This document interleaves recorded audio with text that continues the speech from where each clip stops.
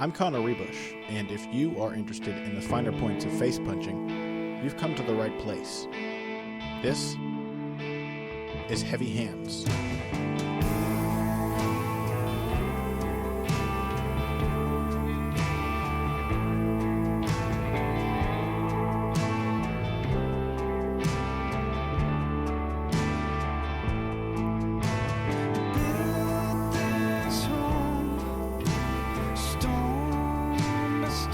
Hello, ladies and gentlemen. Welcome to another episode of Heavy Hands. I am your enduring host, Connor Ruebusch, joined by my co-host, who is hopefully recovering from seeing UFC 199 live, Patrick Wyman. Are you feeling okay now, a day removed from the event, Pat?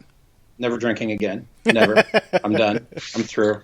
I was miserable yesterday. I'm on the wrong side of 30, and this is, never again. Never again. My throat feels like somebody took a wire brush and just brushed the whole thing out. This is a day and a half afterwards. Good Lord. Hey, age is just a number, okay? Michael Bisping proved that. It's not at all just a number. Dan Henderson that's a lie. That's a total lie. Anybody who tells you that is trying to sell you something.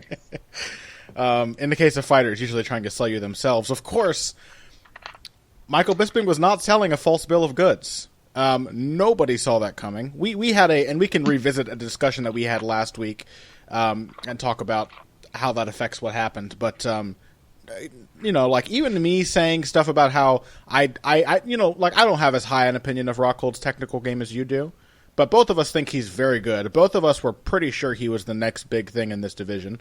I still don't see Jacare Souza beating him. I wouldn't pick Michael Bisping in a rematch. I think Chris Weidman has a very tall order in beating him. He's a very tough fighter. Nobody saw Michael Bisping knocking him out in the first round. It was a literal impossibility to predict. Yeah, I mean, I don't want to...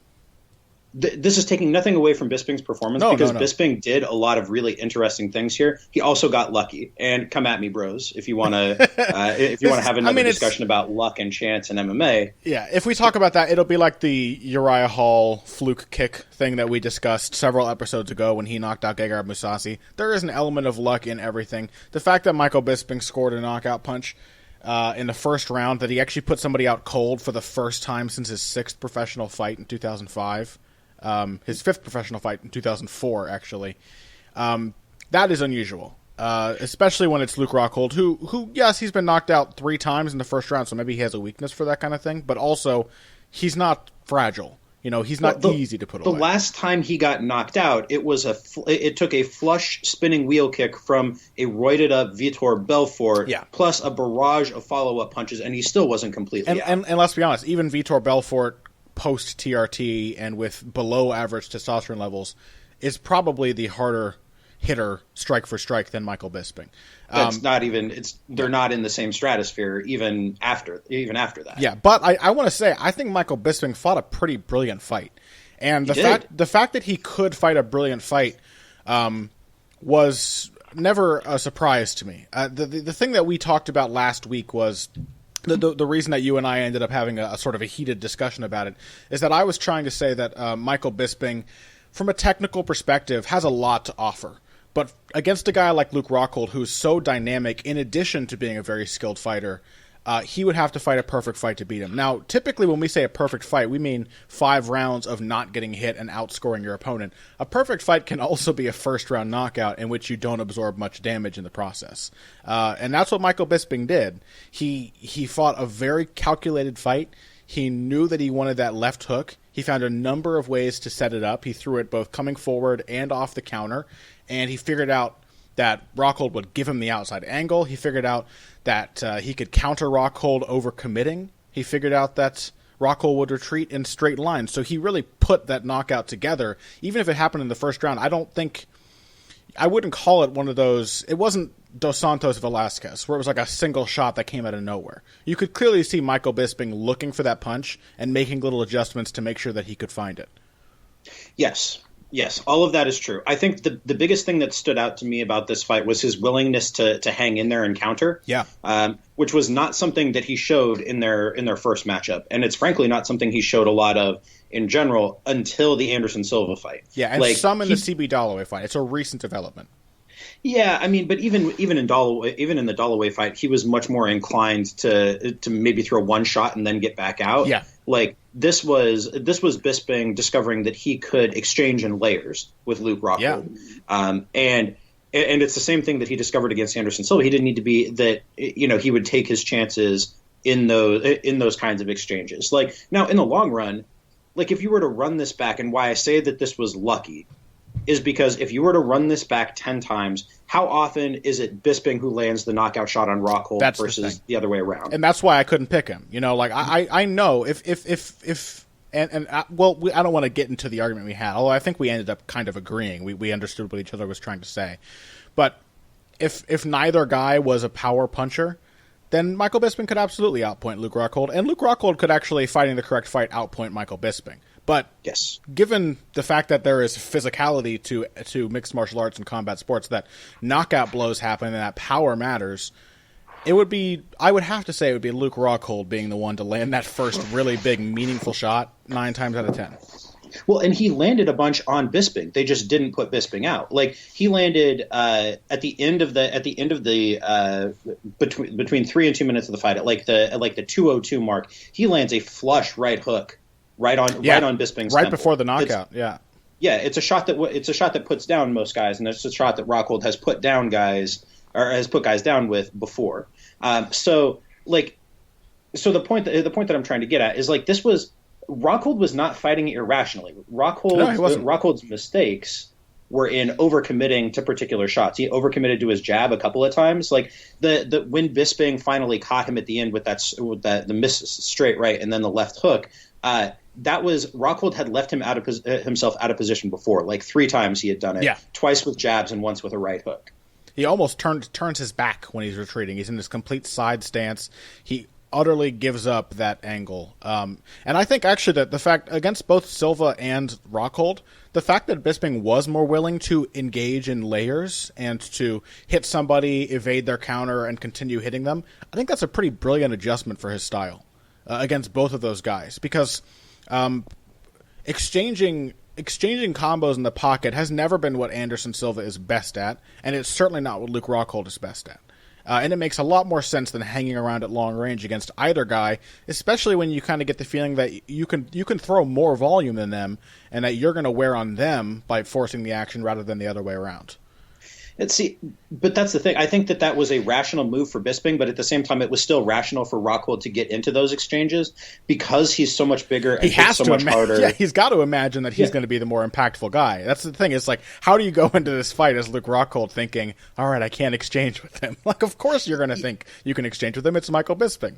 Yeah, exactly. So the point is, like, this was perfectly rational for both guys. Like, Bisping fought a brilliant fight, but I thought Rockhold was actually doing some really good things and had sharpened some things up too. He'd sharpened up his straight left. His head movement looked a little bit better, even if it was predictable, and Bisping played off that. Mm-hmm. Like Bisping, so the first 2 straight rights Bisping throws in the fight, Rockhold slips them easily. After that, Bisping started to bait it just a little bit and then put the straight right where he knew Rockhold's head was going to slip to.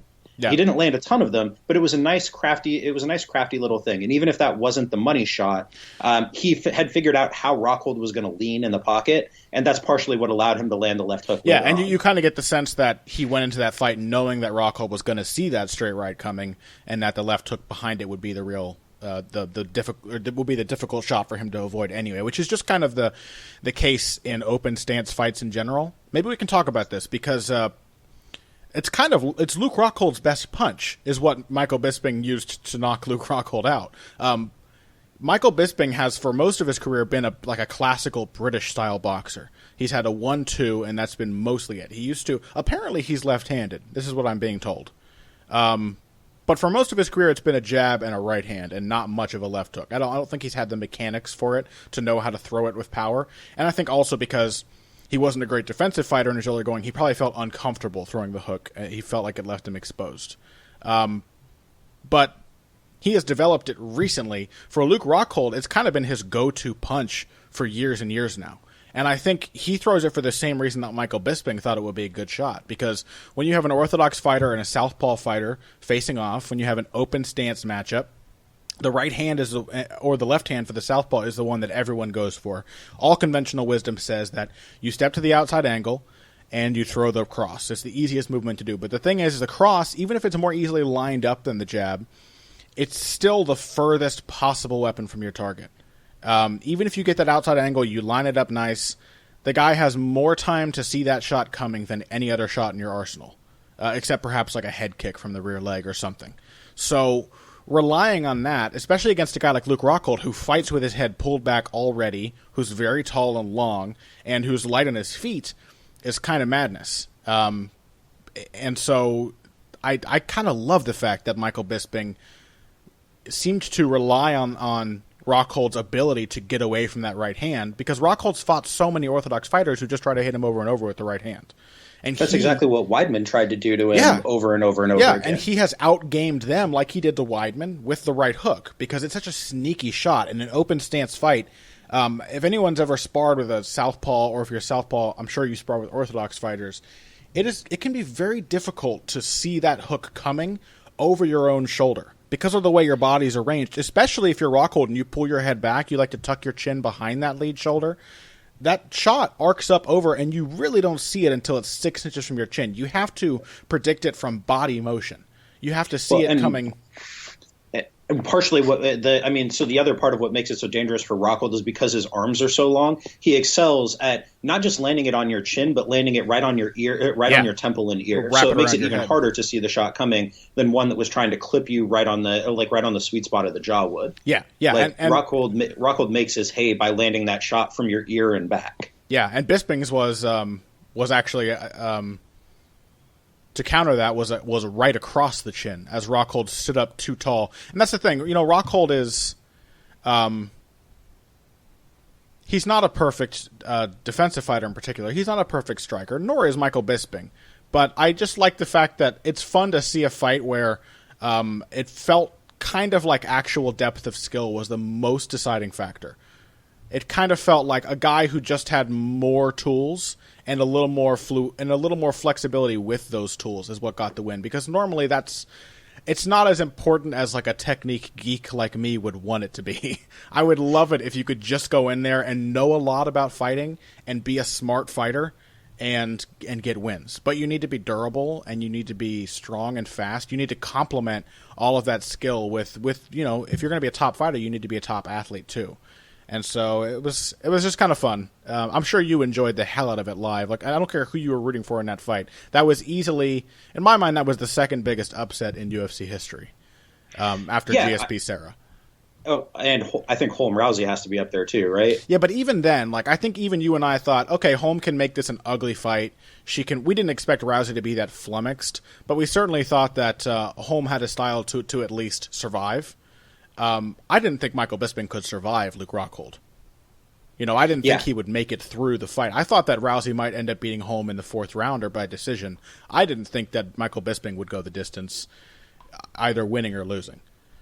Yeah, I'm with that. Like, the thing that so you love the depth of skill aspect to it. I love the fact that both guys fought a perfectly rational fight. Neither guy made a lot of mistakes. Rockhold made 3 mistakes in the entire fight, one of which cost him. I like the fact that both guys were doing what they should have been doing, and still the guy who wasn't supposed to win won. Yeah. Because that's probability. That's how this is supposed to work. That if you run this enough times, eventually unexpected outcomes are going to happen, even if you feel like you're in control of all of those variables. Yeah. I think we understood how this fight could and would play out. Maybe we underestimated Bisping in the pocket just a little bit. Mm-hmm. Maybe overestimated Rockhold's ability to take a shot. But the basic understanding of the fight was perfect. Like, we understood what was going to happen if this got into the pocket. Like, Rockhold was the more accomplished fighter in the pocket over the course of this fight. Like, he landed better and more damaging shots in those exchanges. I think they were pretty even for volume, but he did seem to be landing with more impact. Yeah, that's what I'm saying. Bisping had to throw numbers to get his shot to land his shots. Yeah, and even then, credit to Rockhold that Bisping wasn't running away with the numbers. I'm pretty sure he ended the fight having landed 4 or 5 strikes, significant strikes, according to statistics. I don't put much stock in them, but he landed 4 or 5 more than Rockhold, and that, if you think about it, that accounts for the finishing sequence. Yeah, they were exactly even in strikes until the finishing sequence. Yeah. which was 5 big shots. Yeah. Yeah. So if you told me if you told me that with a minute and 35 seconds left in the first round, they would be even in strikes, that wouldn't have surprised me. If you then told me the next thing that happened that Bisping was going to land a pair of flush left hooks and then a sequence of ground strikes to finish the fight, that was the surprising. Yes, yeah, and that's what I was trying to say last week is that you put these guys in a technique versus technique matchup. I think they're both going to be fairly evenly matched. I think both of them have different things to offer. It's just that, like, how can you ever expect Michael Bisping to be the guy who lands the fight-changing one? It's just not. That just doesn't happen. It's. And you know what? This isn't fight analysis, but I think it really, really annoys Luke Rockhold that it was Michael Bisping who did this to him. I mean, I think if it had been Weidman, I don't think it would have bothered him all that much. No, and I don't think he didn't like Vitor Belfort and the TRT and everything, but I think they were okay leading up to their fight. He hates Michael Bisping so much. Despises him. Despises the ground that he walks on. And Luke Rockhold tried so hard at the post-fight press conference to be he tried for about 3 minutes to be a gracious loser. Bisping wouldn't let him. Bisping would not let him. That's the best part about all of that. He would not let him. He would not stop. Which, if you're Michael Bisping and you're looking forward to a rematch, kind of makes sense. Because this is A+ promotional material. Oh yeah, we're going to get Bisping Rockhold 3 is going to fucking rule. Oh yeah, in the lead up to that fight. Oh yeah, absolutely. So I'm looking forward to that. I will pick Rockhold in that rematch. Because I think Rockhold will always be the rational pick in this matchup. Yeah. But the fact that this happened, I don't want this to be seen as taking away from Michael Bisping, because it's not, because he fought a perfect and perfectly rational fight. Like, he knew exactly what he was supposed to do, and he did it. Just the chance of that working against Luke Rockhold was not that high. The fact that it did takes nothing away from him. It's just that, man, that is just an improbable series of things to happen. I do think, to complement that, though, we should just give a little shine to Michael Bisping's improvements in the last few years, and particularly give some credit to Jason Perillo, who we talked about in relation to Cristiane Justino Cyborg Justino. We talked about Cyborg's boxing improvements under Perillo. She has developed some really nice footwork. She's gotten a lot better defensively and tightened up her combination punching and her process. Michael Bisping has absolutely done the same. He has been the striker that he is for a long time, style-wise. But technically, I really do think he is operating in the best form of his entire career right now. Yeah, there's no question about that. Yeah. Also, I don't know if you've seen this GIF, Connor, but Perillo's reaction in the corner. Oh, it's great. It's literally the greatest corner reaction I've ever seen. It is perfect. It was a man who it was the only man in the world who fully expected Michael Bisping to knock out Luke Rockhold. It's wonderful. It's to our listeners, if you have not seen this, track it down. Yeah. Because it's amazing. But yeah, I mean, all credit to Perillo, all credit to Bisping. This is what makes this sport awesome. Is the fact that things like this, even improbable things, can happen. Even when you understand the dynamics of the fight perfectly, sometimes crazy shit is going to go down. Like, that's amazing. What a time to be alive, man. What a time to be alive. And it feels so deserved. Bisping is still a dick, which is why I said the other day I would have been okay with him losing. I wouldn't have been that broken up about it. I felt like it was a Lifetime Achievement Award that he got this. I think that's what you said on the show. But now you can throw that Lifetime Achievement Award in the trash, and it feels well-deserved, because Bisping has been such a gamer for so long. And he has, mostly because of a physical disparity, and not often a lack of technique, has fallen short every time he's faced those top half of the top 10 middleweight athletes. And, he did it. So, what do you think, by the way, of him talking about his training camp? He says that he said going into this fight that he always overtrains, and that he always comes in having peaked and then lost his peak because he works so hard in the gym, and that he felt like he benefited from a 2-week camp. Do you think that's believable to you at all? It's not for most fighters. I would say no, but I believe it for Bisping. That, just knowing how hard that guy works, that's entirely possible. But I don't know. I think it's always interesting when guys talk about that. As analysts, I think it's really hard for us to place any sort of predictive value on that. Oh, of course, yeah. if that makes any sense. We'd have to be in the gym thing. From one fight to the next and evaluate. Yeah, I mean, it's a common enough thing or common enough refrain that we hear from older fighters. Though It's like, I had to learn how to take it easier on myself. I had to learn how to dial it back. Like we talked about that with Dominic Cruz. We talked about that with Brian Stan when we had Brian Stan on, about not needing to go so hard and about learning that you don't have to go 100% all the time. We talked a little bit about that with Brandon Gibson too, if memory serves. I think we talked a bit about it with Tyron Woodley too. Yeah, you just don't it doesn't surprise me that it's taken Michael Bisping until he's 37 to figure that out, though, because he's a bullheaded dude. He's pig-headed. Who probably thinks he can work his way out of whatever. Yeah, but that's kind of why he's such an inspiring figure. I know. Last week you kind of indicated that it was kind of a trite narrative, and it is. We've heard it a lot. It's cliched at this point, but it is still blue collar hard worker Michael Bisping, and that feels good. I'm okay buying into the completely surface level narrative of hard worker Bisping versus super athlete Luke Rockhold, even if it doesn't really give a full picture of the fight. It feels good to believe it, so I'm going with it. We have a couple other things to discuss on today's episode. Of course, I'm sure Bisping Rockhold will rear its head a few more times over the course of the broadcast because I'm still reeling from it. When I watched it, I just started telling random people what had just happened on my laptop. I'm sure I came across like a crazy man who badly needed a fix of some kind. But we have a couple other things to discuss. Of course, Dominic Cruz defending his bantamweight title in a rubber match against Uriah Faber. We've got Max Holloway versus Ricardo Lamas. Poirier versus Green. We've got Henderson versus Lombard. There's all kinds of crazy shit that happened on this card. And then at the end of today's show, we wanted to spend just a little time talking about the technical and strategic elements that made Muhammad Ali such a great fighter. For those of you, those few people out there who don't know, Muhammad Ali passed away, 74 years old, I believe, on the 4th, 2 days ago, or maybe the morning of the 5th. And so UFC 199 was a very pleasant way for me to end what was a weird day. Because I normally don't feel that much impact from celebrity deaths, but it really bummed me out when Ali died. So we're gonna spend a little time commemorating him in the best way we know how, which is to talk about his boxing. So let's take a quick break. When we come back, we'll move on to Cruz, Faber, and all of that stuff I just mentioned coming shortly after that. Hey everybody, thanks for listening to this week's Heavy Hands. If you like what you hear, please consider pledging to support the podcast on Patreon. Patreon is basically continuous crowdfunding. You sign up to contribute a certain amount per month to help us with production costs and the like, and in return you get rewards ranging from a mention on the Heavy Hands website to a question or topic of your choice being discussed on the show.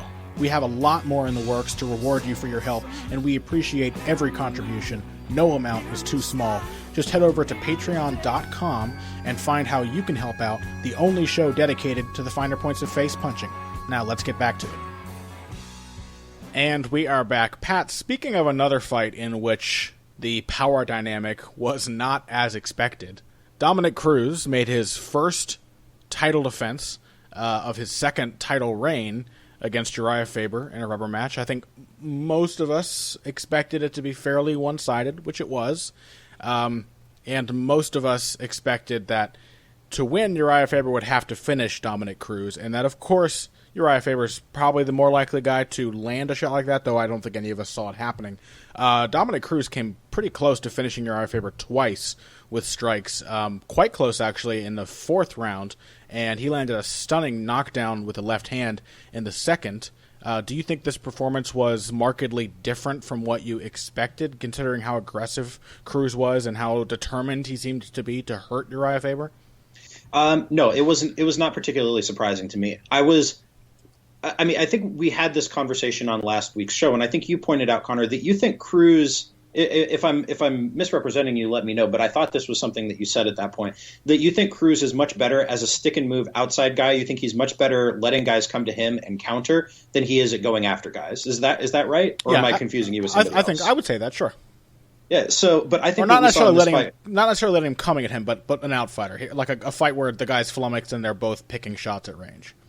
Yeah, so I think that what we saw in this fight was Cruz learning how to use his footwork more effectively than ever to come after guys. Yeah, for sure.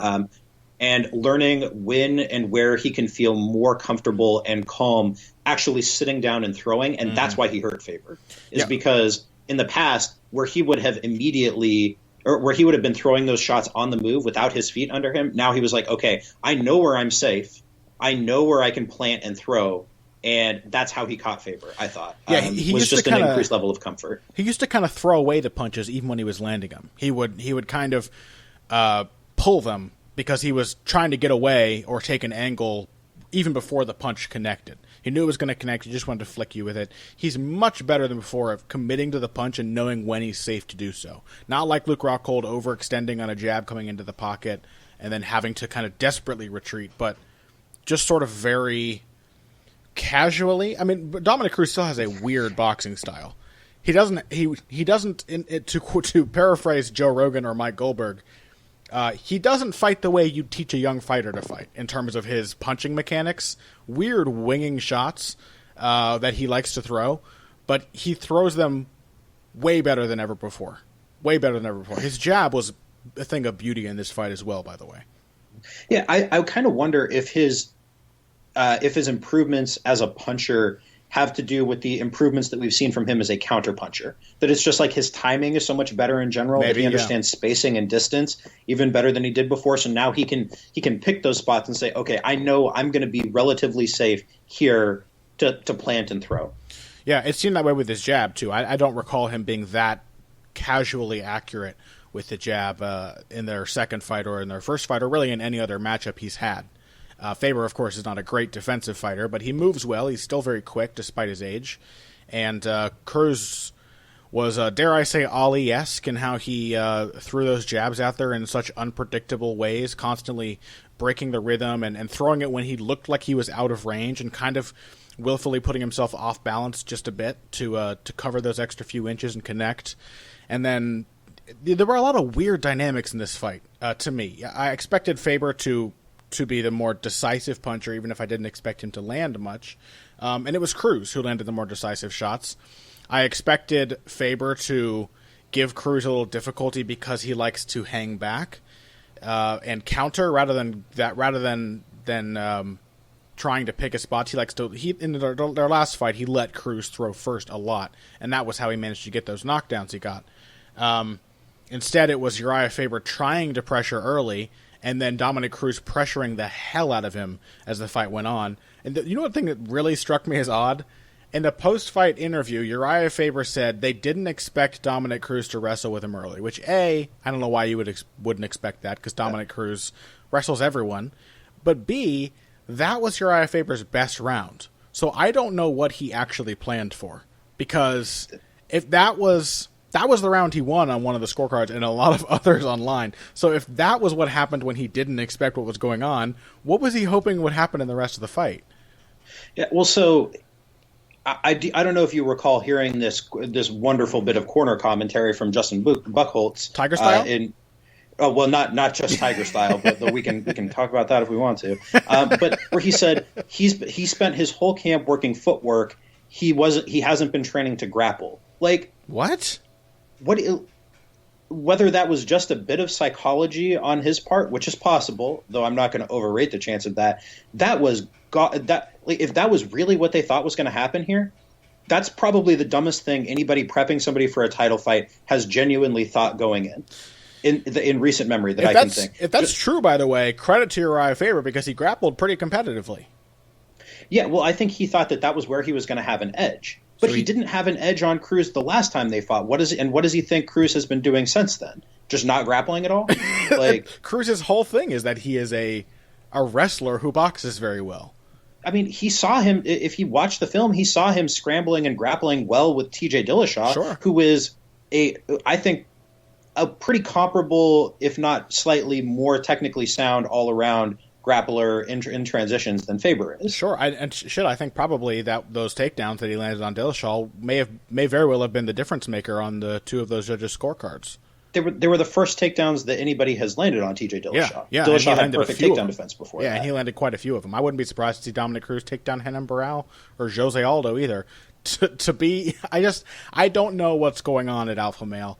I'm so torn now, Pat, between trying to give Uriah Faber credit for being a remarkable old fighter. 37 years old in the bantamweight division is like 50 at heavyweight. It's very old for a small fighter. and for having such an impressive career and for still consistently being a top bantamweight in what is increasingly becoming a very deep and very dangerous division. But I'm constantly and repeatedly baffled by what Uriah Faber and his people planned for coming into fights. I just don't know what he expected to happen against Dominick Cruz. It's Dominick Cruz.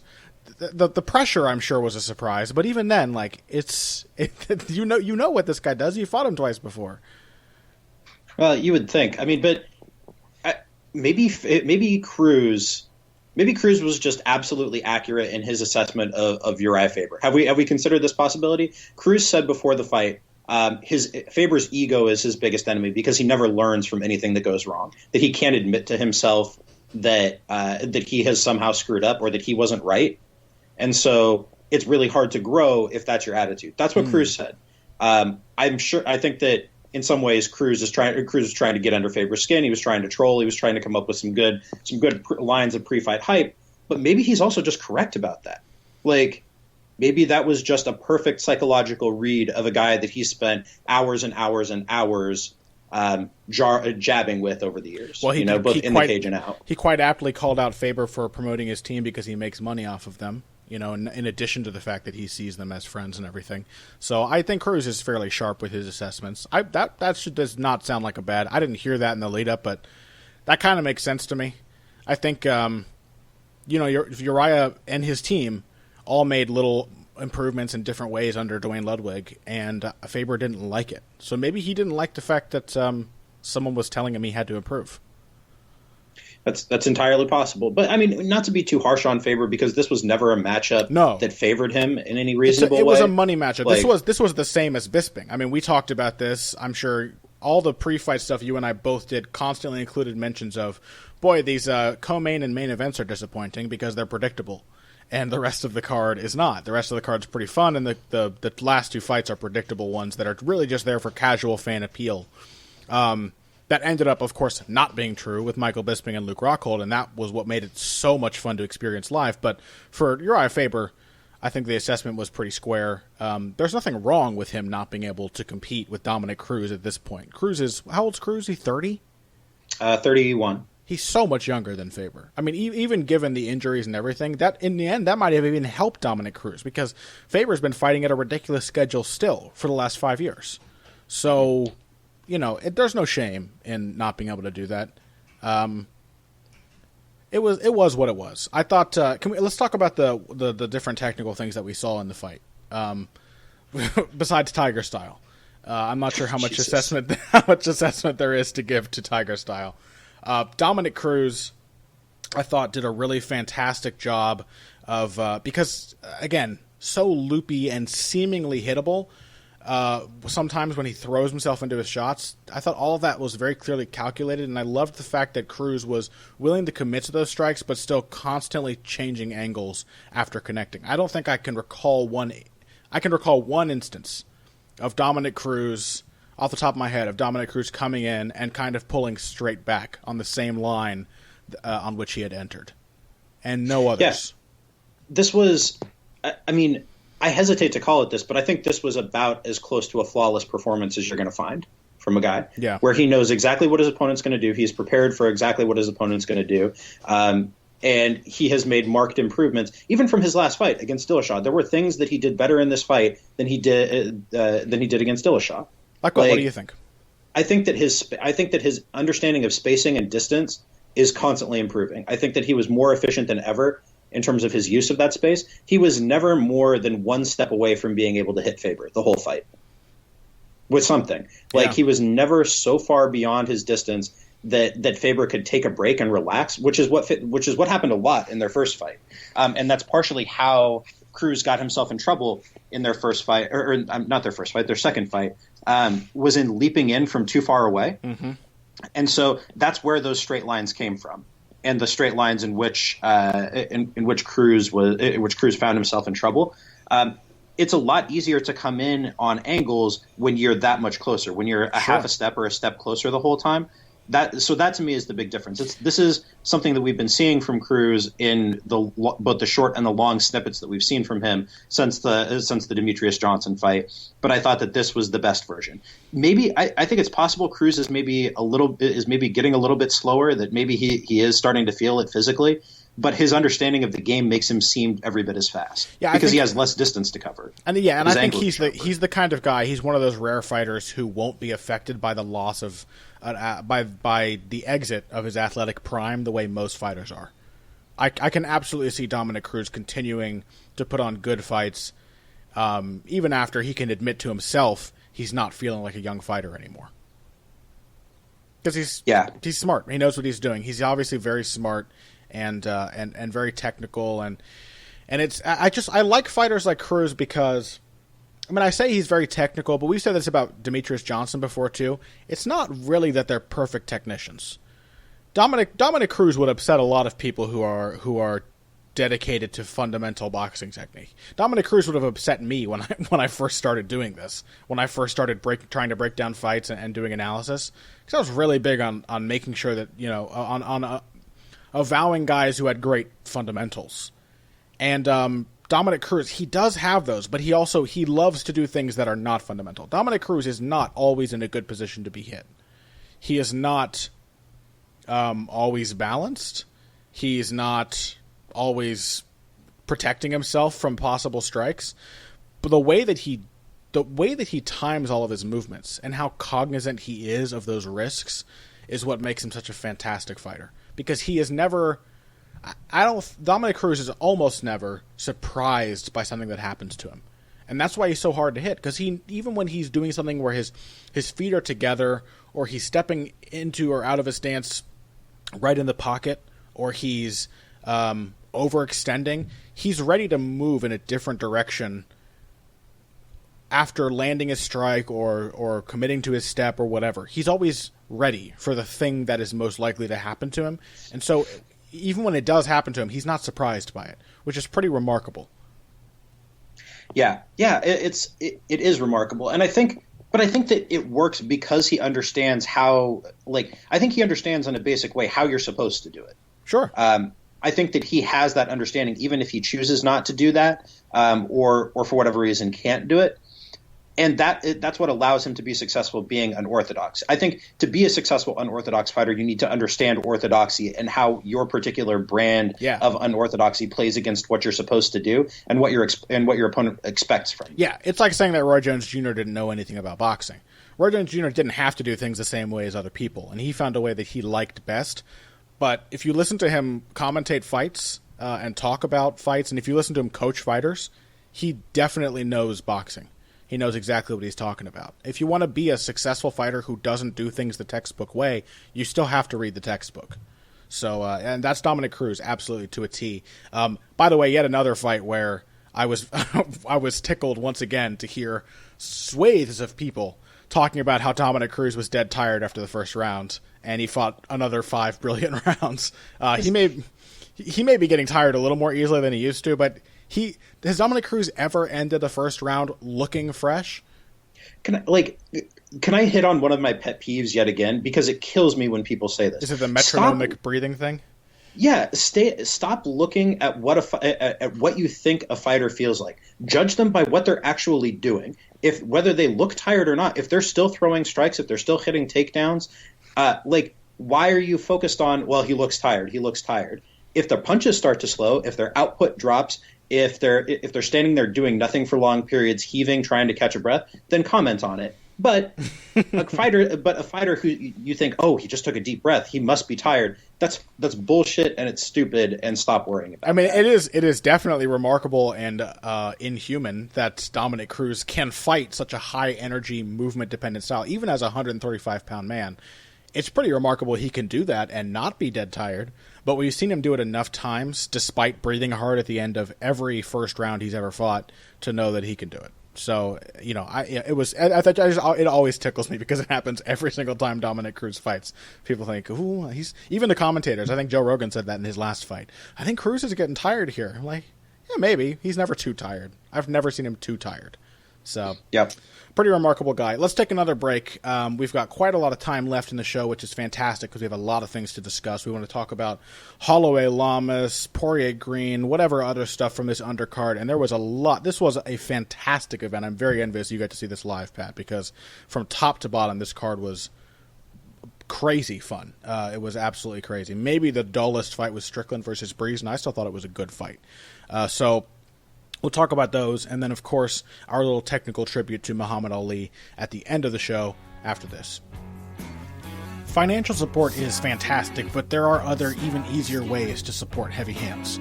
Perhaps the best is by spreading the word. We know our fan base. You're all cool, popular people with serious social media presences. You're tastemakers and trendsetters. Okay, there are one or two of you that don't fit that description. You know who you are, but no matter what, you can always help us out by telling folks about the show. And you can also give us a positive rating and review on iTunes and Stitcher, things like that. We rely on word of mouth and positive feedback to grow and improve, so thank you very much for your time and your help. Now, back to the show. And we are back. As promised, we're going to talk about some of these undercard fights on our docket right now. We have Dustin Poirier versus Bobby Green, Max Holloway versus Ricardo Lamas, Brian Ortega versus Clay Guida, and Beneil Dariush versus James Vick. So first off, let's talk about the main card opener, lightweight matchup between Dustin Poirier and Bobby Green. Of course, Green was returning from a pretty long layoff. I think he had 3 fights scheduled over the course of the prior 2 years that he had to pull out of with injuries. I was hoping he would come back and return to form. Personally, I kind of think he did.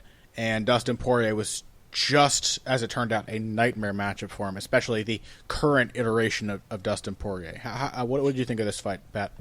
So what stood out to me really clearly was the continuing fight-by-fight improvement in Poirier's defense, which kind of unexpectedly makes him a much better offensive fighter. Mm-hmm. He's already a monster offensively. That is, he is already a guy that you don't want to be getting hit by. Like, he's a puncher. He's got big power in his hands. He's got a lot of craft offensively in the pocket. What we continue to see from him is getting better and better defensively from fight to fight. So before, he used to rely almost exclusively on a double forearms guard. That was basically all he had as a way of avoiding his opponent's shots. He almost never does it anymore.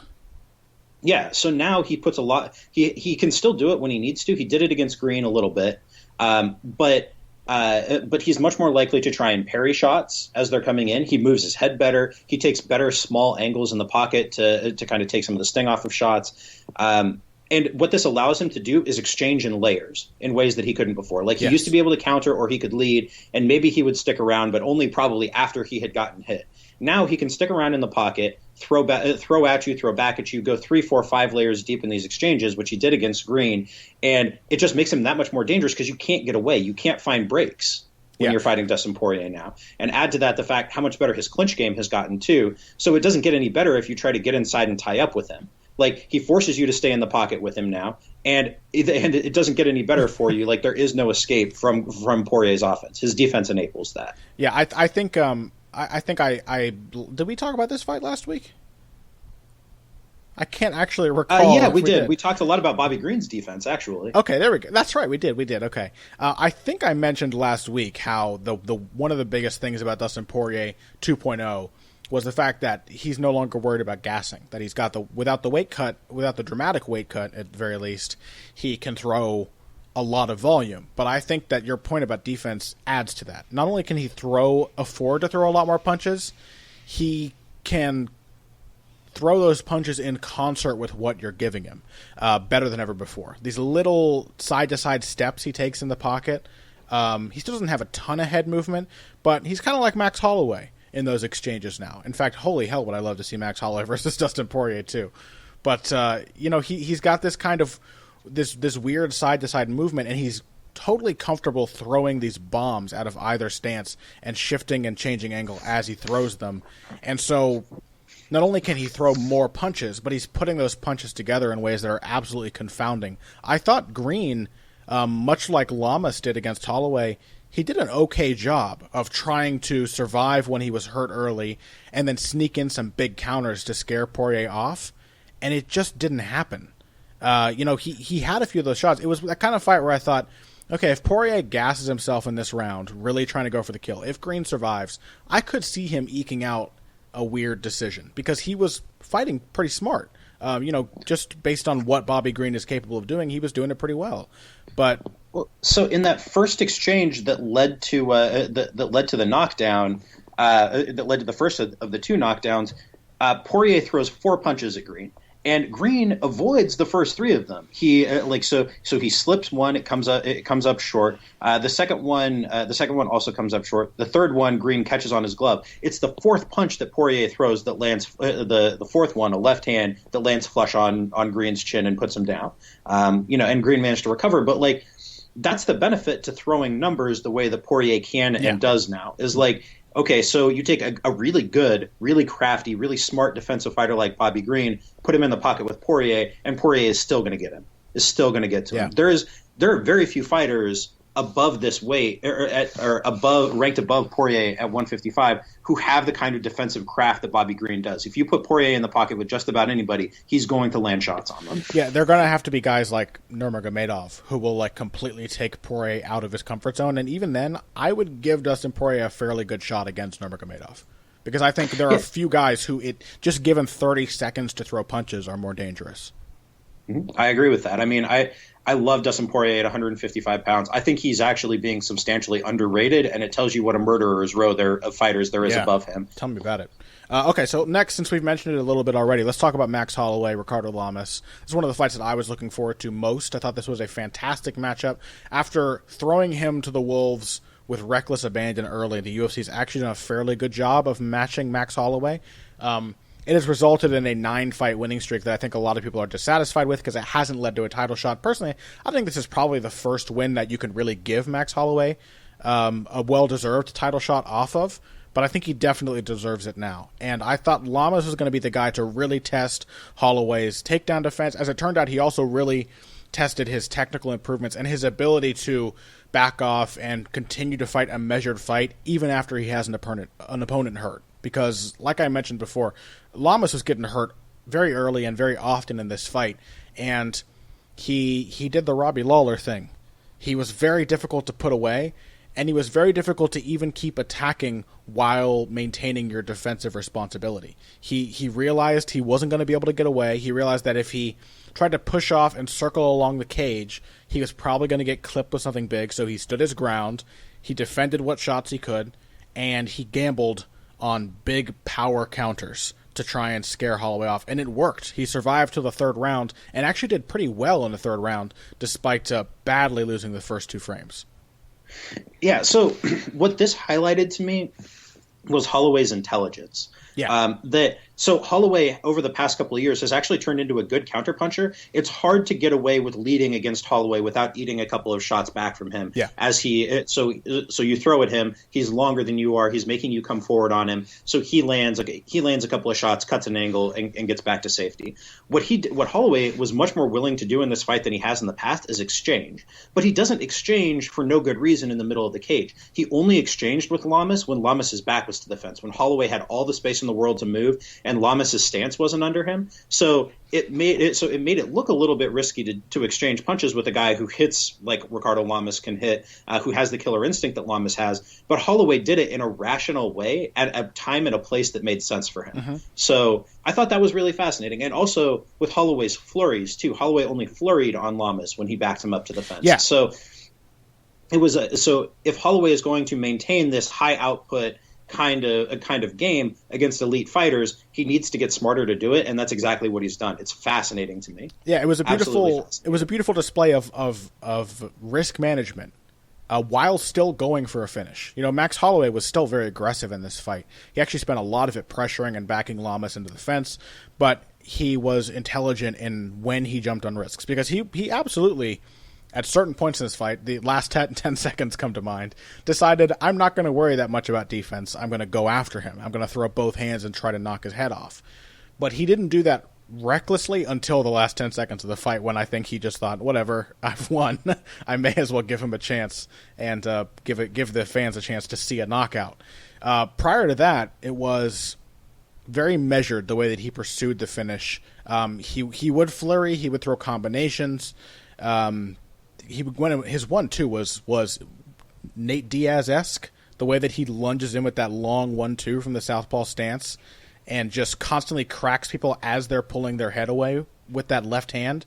Very scary. But when Lamas started actually throwing combinations back at him, when Lamas had that moment of clarity and thought, I am not going to get away, I can't pick my shots and try to evade, I'm going to have to plant my feet and throw multiple punches at once, that's when Holloway, it might have ended up taking a few, but that's when he thought, okay, and pulled off and tried to create the finish again rather than continuing to force it, which I thought was brilliant. He's a brilliant fighter, man. Like, honestly, I said this on Saturday night, and I stick by it. I think that Holloway is the best featherweight in the world. I think he beats the guys who are ranked ahead of him. I think that, I think he beats McGregor again if they fight. If McGregor can ever make 145 again, which I don't think he will.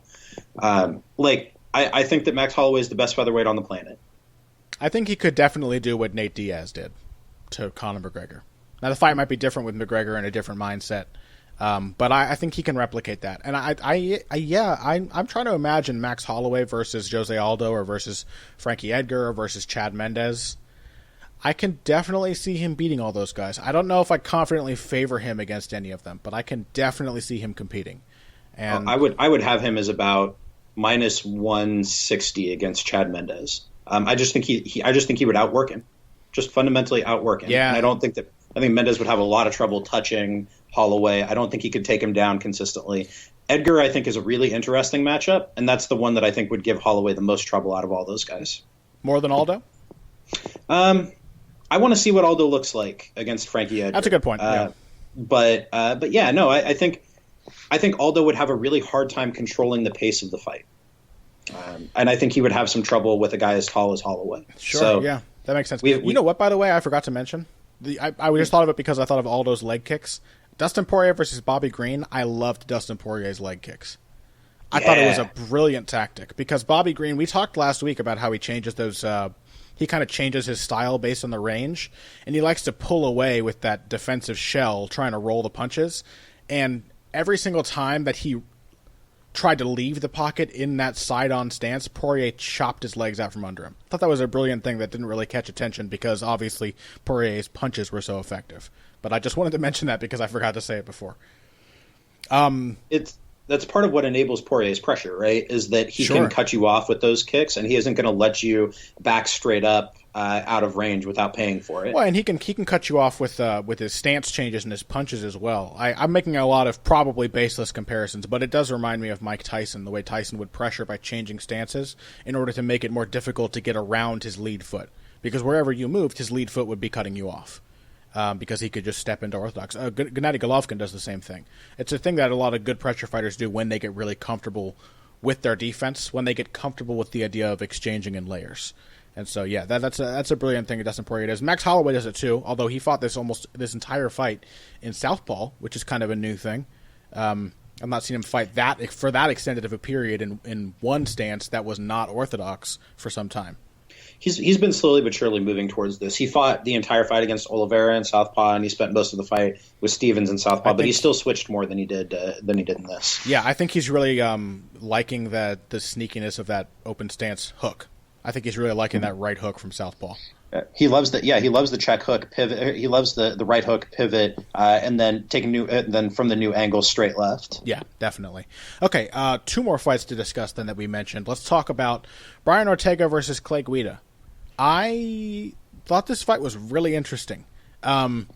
People are still talking about this fight as if Brian Ortega was clearly losing, even though I actually believe two of the judges had it 19-19 going into round 3, and Ortega was pretty clearly winning round 3, even up to the point of the KO. So he probably would have won a decision that apparently a lot of people would have been upset with. I thought that Brian Ortega is not a great technician on the feet, and I thought he very clearly lost that first round against Clay Guida. But I think there's a really strong argument for him winning that second round, and I think he deserves us to talk about how smart his adjustments were in that fight once he actually got going. And he did talk a little bit afterward about being overawed by Clay Guida. Perhaps it played a part. We know Brian Ortega is not a great first-round fighter, whatever his reasons. But as that fight went on, I thought he did a shockingly good job of adjusting as a striker to what Clay Guida was showing him. Yeah, I think Ortega is one of these guys who may not have had the the best training over the entire course of his career. I think he's been reasonably well trained, but I think he bears all the hallmarks of a guy who has spent a lot of time in sparring sessions, probably harder sparring sessions than they needed to be. Because of his ability to make those adjustments, I think he's got good survival instincts, and that to me has come through very clearly in his fights. He's really good at picking up on what his opponent is giving him over the course of the fight. Even when he was a much worse technical striker, even than he is now, he has been able to make those kinds of adjustments. He made those adjustments against Diego Brandao. He made those adjustments against Thiago Tavares. Yeah. Like, adjustments are Ortega's game. And he really excels at making them. Like, he finished Brandao in the third round, he finished Tavares in the third round, and now he's finished Guida in the third round. Like, he's got great cardio. He's a smart guy, and he's a guy who's got a lot of experience, it seems to me, in seeing those things live. Yeah, I thought it was things that would just help you survive in sparring sessions. We talked about this with guys like Masvidal and Bobby Green being these kind of survivalist journeymen. Brian Ortega kind of has a journeyman flavor with a different intent. He's a mean journeyman. He has figured out how to survive, but he still loves to go for the finish, and sees that as the ultimate goal no matter what kind of fight he's in. But he did things like those guys. His jabs, I thought, were pretty wonderful. I was really, really impressed by how accurate he was with his jabs as that fight went on and how he used them. Brian Ortega started that fight leaping back in straight lines a lot. He started that fight coming in on straight lines. That's why he got tagged by that overhand right and the left hook from Clay Guida so early in the fight. But he was angling off of that jab really nicely as the fight wore on. He was doing a really good job of stepping in with it and moving to the side. And you have to give him credit for just his, what appears to be, well, maybe not natural, maybe it's learned from sparring sessions, his ability to key in on where his opponent's going to be with his strikes. He puts his shots out there with maybe not thought, but feel behind them. He knows or feels where to put his strikes, and so Clay Guida has never been an easy guy to track down. It's that more than his chin, because we've seen him dropped plenty of times, is the reason for his record of basically having never been finished up until the Chad Mendes fight, having never been knocked out.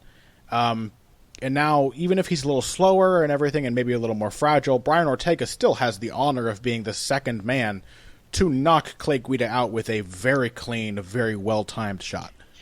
I mean, Ortega is a really, really dynamic and really talented guy. I think if we didn't realize that before, we should have realized it now. Like, he is... I'm not going to say that he's like a future champion type of dude, but there is a ton of talent behind it. Yeah. I think I liked what you pointed out about his jab. There was a lot of craft to the way that he was using that, even if he's not that experienced a fighter. And that bodes really well. Yeah. That, like, he's going to get better defensively. He's going to add more tools. He's going to become a better wrestler as the years go on. He's already a better wrestler than he was when he started in the UFC. Like, he's going to get better. And if you're looking based on what we've seen to this point, that's really promising. There's a lot to like there. Yeah, and who knows? He's 25. The things that he showed against Guida, who was a very tough opponent, are kind of the things that I thought were so impressive from a young Max Holloway when he was fighting Dennis Bermudez. So who knows? Brian Ortega could be the kind of guy to transcend the inconsistent action fighter mold he seems to be cut out for, because that adaptability is a really strong thing to have in his back pocket. And finally, let's just spare a few words for Beneil Dariush versus James Vick. I'm sure it felt good to you watching live, Pat, to see Benny Dariush get such an emphatic victory. James Vick did not look like he ever had a chance, despite connecting with two of the finest eye pokes of his already illustrious eye poking career. Oh my God. I just I am so viscerally angered at this point by Vick's eye poking game and by referee Mike Beltran, he of the glorious mustache. He didn't even warn Vick. He didn't say, if you do it again, I'm going to take a point, even after the second one. Yeah, he warned Dariush, and he said, you don't poke him in the eye either. But he didn't actually tell Vick, I'm going to take a point. What the fuck do you have to do? If you're Mike Beltran, you should know that Vick has poked each of his last 4 opponents in the eye at some point in the fight.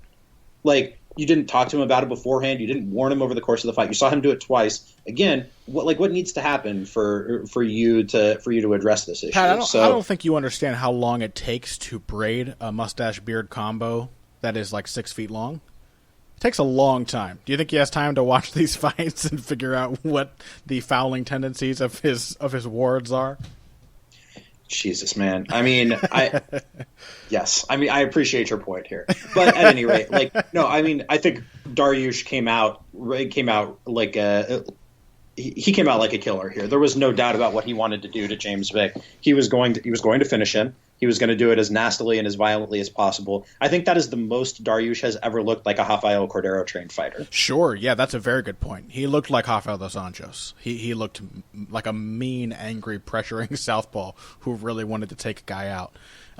He did some weird things. He kept going for clinch knees, which I don't really understand, against a really tall guy in James Vick. But I thought the way that he was separating and creating space for those right hands and preventing Vick from tying him up after Vick was badly hurt pretty early in the fight, pretty brilliant. It was actually really reminiscent of the final left hand that Michael Bisping landed on Luke Rockhold, where he kind of framed and pushed himself back to keep the injured fighter from tying him up and surviving or recovering. I think that Dariush is a really excellent clinch fighter in general, and I think that he thought if he got into that range with a hurt James Vick, that he could pull his head all the way down. Sure. Vick, I don't think, is a super technical clinch fighter. He relies a lot on his raw height in those in those spaces, and I think Dariush thought, if I can just yank his head a little bit further down, and you saw the way that Dariush was trying to do it was with a really nice frame. It was a really nice technical frame that he had there. I think he thought, I can land 3-4 knees on this guy and put him out.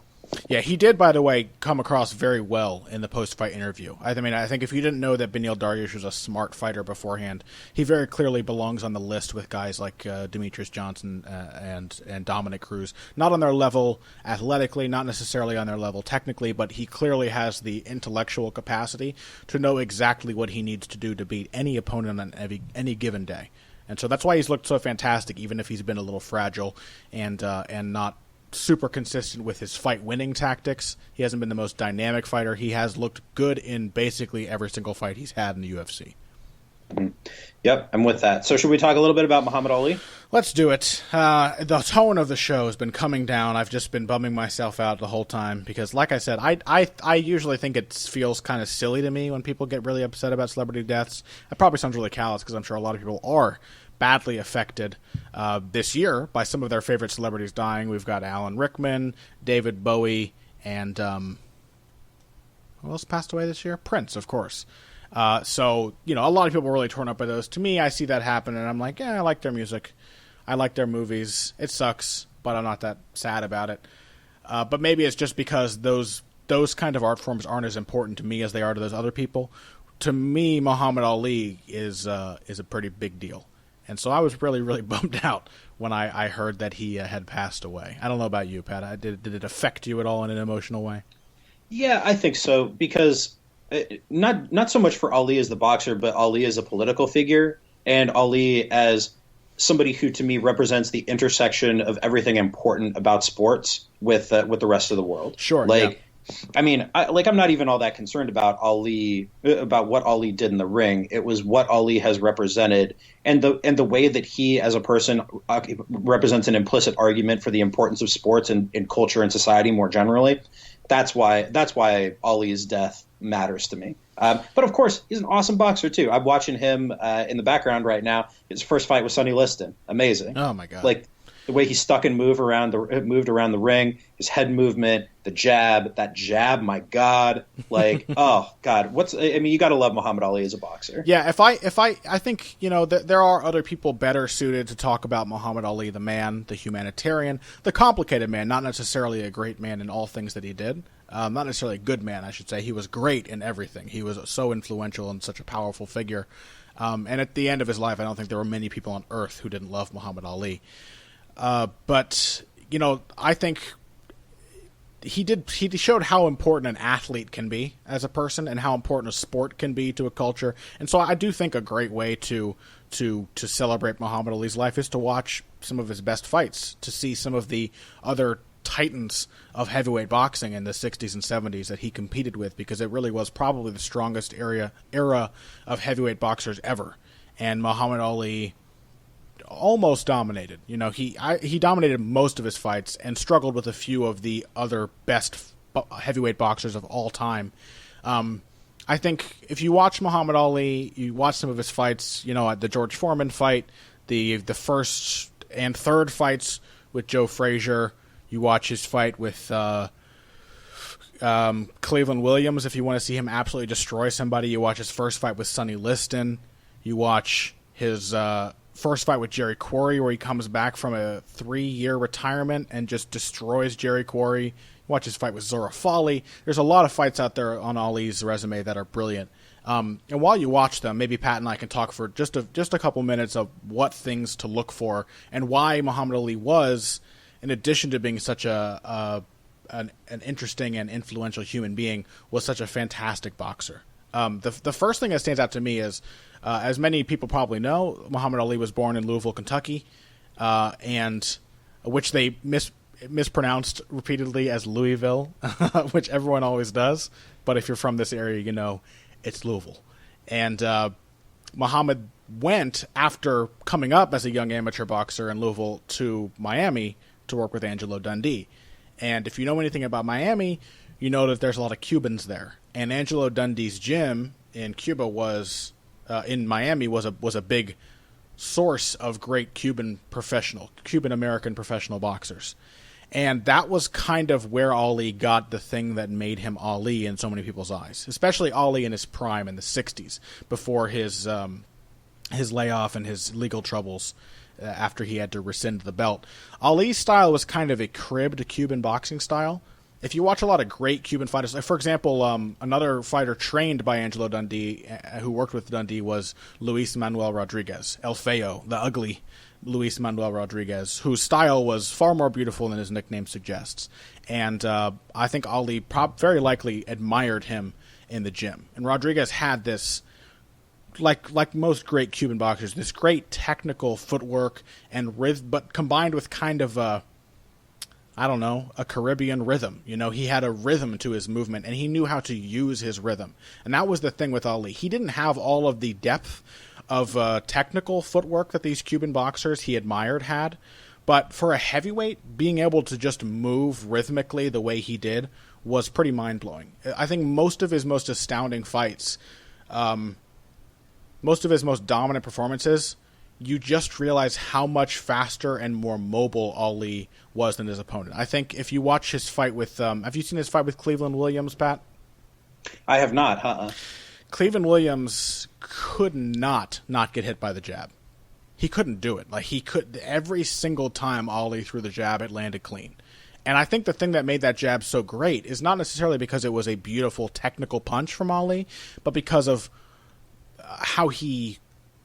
what he surrounded that punch with. If you watch Ali, we talk about broken rhythm a lot. There is nobody who threw off rhythm as well and as consistently as Muhammad Ali. And that's why he bounced so much. That's why he moved around and had this sort of constant tempo to his movements and liked to be on his toes, hopping back and forth, because by doing that, he would always put in your head the idea that this is the speed I move at. This is my tempo. 1, 2, 3, 4, 1, 2, jab. And it would come between two beats or right before a beat, and it would completely throw you off. So it was so hard to get away from what Muhammad Ali wanted to do. And because he was a heavyweight, he had enough power to wear people down with that. There are a lot of boxers who've talked about Ali and said that, heavyweights hit hard and everything. You don't think as a heavyweight, having been hit hard, that Ali is hurting you until he's jabbed you away to pieces for 6 rounds. And you realize, holy hell, I'm groggy. I can barely keep on my feet. Ali would just chip away over and over and over, and because it was so hard to key in on what he was doing with his jab and his movement, it made it so difficult to time him. And then, like some of the other guys we've talked about tonight, like Dominic Cruz, Ali did a lot of wrong things from a fundamental perspective, a lot of leaning back. If you watch some of Ali's defensive highlights, he's not a Pernell Whitaker or a George Benton or a Willie Pep. He did a lot of really risky shit in the ring. And then as he slowed down, he did a lot of risky shit like relying on his chin. But he was so special for a heavyweight boxer, given what he did, that I just think, it bears keeping those things in mind and just admiring. We talk so much about how Ali transcended boxing. It's almost to the point where we forget what a great boxer he was. And he was really, really fantastic. So, that's where he got his start. He became such an influential figure because he was able to do things like that to Sonny Liston, who now is only remembered as the guy who lost to Ali and threw the second fight, most likely. But Sonny Liston's one of the greatest heavyweights ever to set foot in the ring. And Muhammad Ali, as a young kid with basically no valuable experience, I think he'd beaten Archie Moore at that point, but it was an old Archie Moore. He beat Moore in 62, and he fought Liston for the first time about a year and a half later. Right. So Moore was like his first big win, and Moore was very old and very slow by that time, and had never been that great as a heavyweight anyway, and was only a heavyweight at that point because he was too fat to make light heavyweight anymore. So Ali came out of nowhere. He was the Louisville Lip in a derogatory way because he talked more than he should have, and he absolutely outclassed Sonny Liston in that first fight. It's just an unbelievable achievement, and that set him on the path to be the great man that he became. So I would say watch that fight. Do you have any recommendations, favorite Ali fights of yours, Pat, that people should study if they want to appreciate his boxing skill? I think the first Liston fight to me is just a masterpiece, absolute masterpiece of a fight. I think obviously the Rumble in the Jungle is an essential one, but like to me, what stands out the most about him is the way that he used the space of the ring, and used it in very precise ways. Like so. The way that and to different purposes at different points in his career too. I mean, like people talk a lot about the rope-a-dope, but against Liston, the way when Liston was trying to pressure him, that Ali could just feel where the ring ropes were, felt it in a way that very, very few fighters, except for maybe very few guys, have ever felt the ropes that way, and been able to play with that space in really tiny, precise, specific increments. Yeah, absolutely. So that's what I look for. I don't know. We'll miss him. He was a great man by any metric. It's sad. He's one of those few cultural icons that everybody recognized, that everybody knew. Yeah, absolutely. I think Ali's the kind of guy you could go to a random village in any country in the world and show them a picture of Muhammad Ali, and they would know his name. They'd know who he was. They might even be able to give you a few like broken English quotes of his because he was such an enduring figure. And one of the smartest and most strategically sound fighters as well. I think that's why people are very keen to be contrarian with great boxers these days. They like to be like, oh, well, so-and-so would have lost to so-and-so. This great fighter is not actually that great. You can look at Muhammad Ali and pick apart what he did technically over and over. But it bears remembering Muhammad Ali never once lost a rematch. He had some close calls, especially with Ken Norton, who I think was just all wrong for him stylistically. But he never actually lost a rematch. He never did worse in a rematch than he did in the first fight with a guy, and he rarely lost a first fight. So you could maybe capitalize on what Ali did wrong, but you'd never capitalize on what he did twice the same way. So I think Muhammad Ali, a smart man, that's why he was able to do so much in the ring and so much outside of it. We will miss him, but it's a good opportunity to go back and celebrate what made him so great in the first place, and then remember what he went on to after that. And I thought UFC 199, for me personally, a really, really fun way to end a day of kind of just missing the legacy of Ali. It's good to remember that combat sports, sports in general, but for me personally, combat sports can still inspire you and make you giddy and drive you crazy like few other things in the world can. And 199 was one of those kind of events, probably more so for you, Pat, being there live. Yeah, it was crazy. It was totally, completely insane. It was a great night. It was everything you hope for as a fan and an observer of the sport. Yeah, and we hope you guys enjoyed it just as much as we did. You can find us on social media if you want to ask us questions. Next episode, we'll probably try and do some heavy bag questions. It's been 2 episodes now since we have answered any.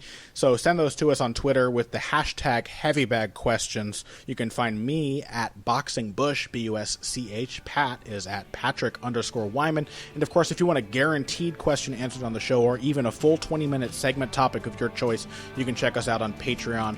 Consider pledging to support the show. We appreciate it, and we're happy to give you all of the fight talk that you continue. We hope you continue to enjoy. Anyway, if you came here today for the finer points of face punching, you came to the right place. This has been Heavy Hands.